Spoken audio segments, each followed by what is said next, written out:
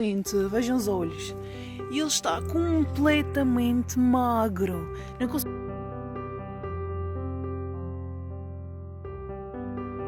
Ela está cheia de fome. Ai. Pronto. Ai. Pronto, aqui. Calma. Aqui, está aqui. Ela nem vê bem. Isto é fome, é magreza de fome, pá. Pega Aqui, olha.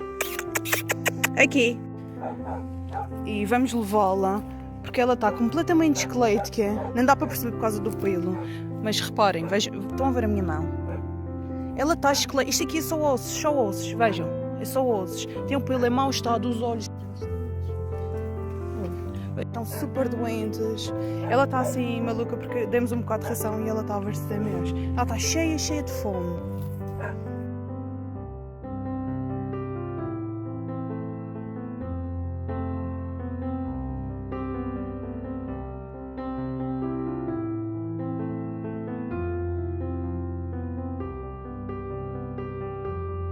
Pronto, aqui. Calma. Aqui, está aqui. Ela nem vê bem. Ela está cheia de fome. Ai. Pronto. Ai, para a minha mão.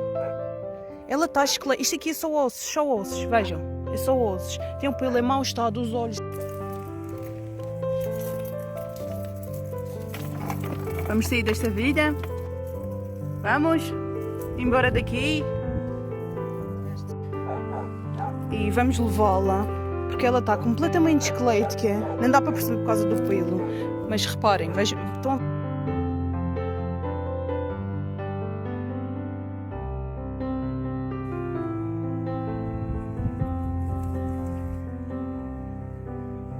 Ai, estás a abanar a cauda.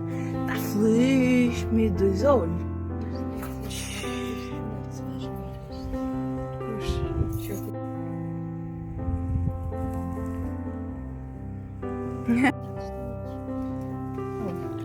Vamos, minha linda.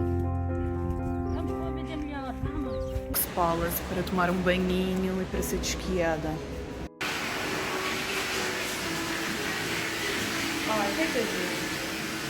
Nós estamos aqui no Dog's Palace com a Florença.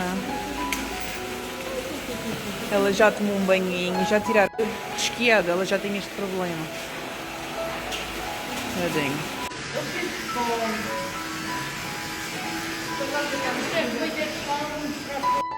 Vejam o estado de magreza desta cadela, meu Deus. Ela está muito fraquinha, Ai, meu Deus.